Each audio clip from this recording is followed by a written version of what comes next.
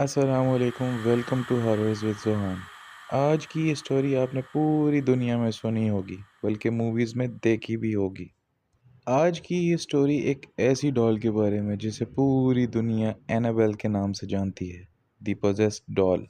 Story شروع کرنے سے پہلے چینل کو سبسکرائب کر دیں، شیئر کر دیں، اور اگر ویڈیو پسند آئے تو لائک بھی کر دیں۔ بڑھتے ہیں اپنی اسٹوری کی طرف۔ ایک ہانٹڈ گڑیا جسے دنیا اینابیل کے نام سے جانتی ہے۔ یہ 1960s کا دور تھا جب امریکہ کے ایک شہر میں ایک ہاسپٹل میں جاب کرنے والی نرس رہا کرتی تھی جس کا نام ڈونا تھا، اور اس کی لائف بہت سمپل تھی۔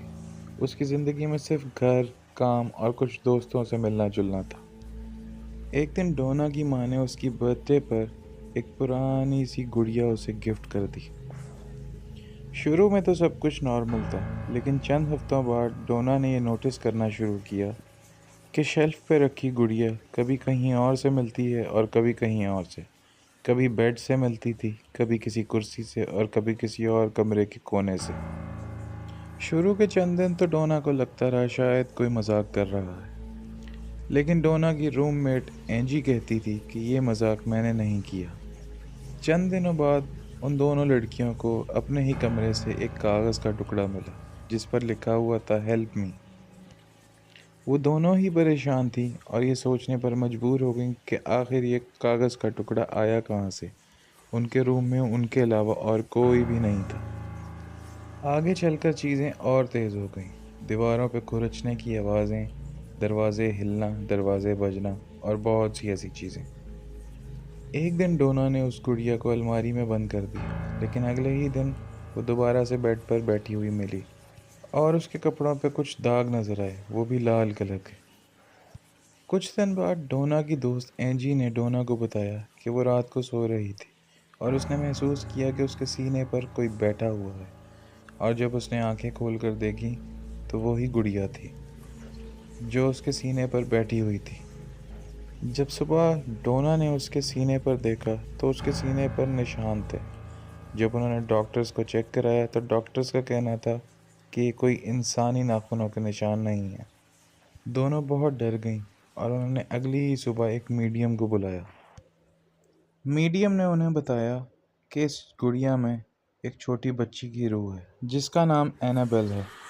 میڈیم نے انہیں بتایا کہ یہ روح پہلے بھی اسی زمین پر رہا کرتی تھی اور اب پھر سے یہیں رہنا چاہتی ہے۔ ڈونا نے یہ سوچا کہ اگر یہ واقعی چھوٹی بچی ہے تو اسے سکون ملنا چاہیے۔ یہ سوچتے ہوئے اس نے فیصلہ کیا اور اس نے بول دیا کہ ہاں ٹھیک ہے، تم یہاں رہ سکتی ہو۔ لیکن اسے نہیں معلوم تھا کہ اس کا یہ فیصلہ اس کے لیے کتنا خطرناک ثابت ہوگا، اور اس پریسٹ کے ذریعے مشہور پیرانارمل انویسٹیگیٹرز ایڈ اور لارن کو کال کی گئی۔ لارن نے اس کیس کو ہینڈل کیا اور اس نے بتایا کہ یہ صرف کوئی چھوٹی سی بچی کی روح نہیں، بلکہ کوئی ان ہیومن پریزنس ہے جو اس ڈال کو استعمال کر رہی ہے۔ لارن نے وارن کیا کہ اگر کوئی انسان اسے ایکسیپٹ کرنا چاہے بھی تو یہ انسانوں کو بھی نقصان پہنچا سکتی ہے۔ لارن نے اس گڑیا کو ایک شیشے کے باکس میں قید کر دیا اور پھر اس شیشے کے باکس کو امریکہ کے ایک میوزیم میں رکھ دیا گیا۔ لارن کا کہنا تھا کہ جب سے اس گڑیا کو اس شیشے کے باکس میں میوزیم میں رکھا گیا ہے، تب سے اس میوزیم کو وزٹ کرنے والے لوگوں نے عجیب عجیب واقعات رپورٹ کیے ہیں۔ کسی نے کہا اس باکس کے آگے کھڑے ہو کر اس باکس کو دیکھنے سے ہماری آنکھوں کے آگے اندھیرا آ گیا۔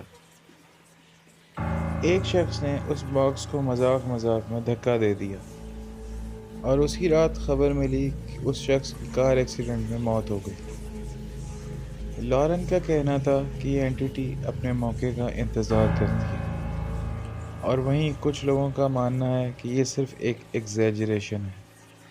لیکن لوگوں کا ڈر اور اس ڈال کے واقعات اتنے زیادہ ہیں کہ ان معاملات کو نظر انداز کرنا بہت مشکل ہے۔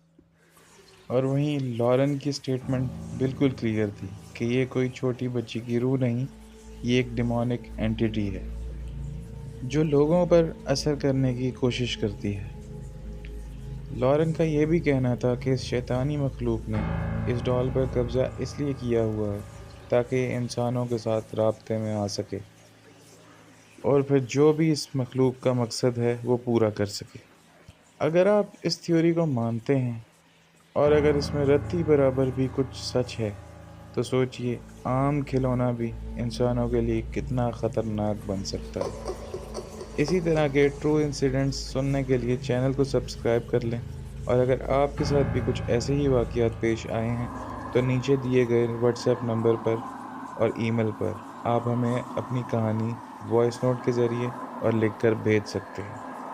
اگلی کہانی مری کے جنگلات کے بارے میں ہے، جہاں ہم لوگ تو صرف سیر و تفریح کے لیے جاتے ہیں، مگر وہاں نہ جانے کون کون سی مخلوق بستی ہے۔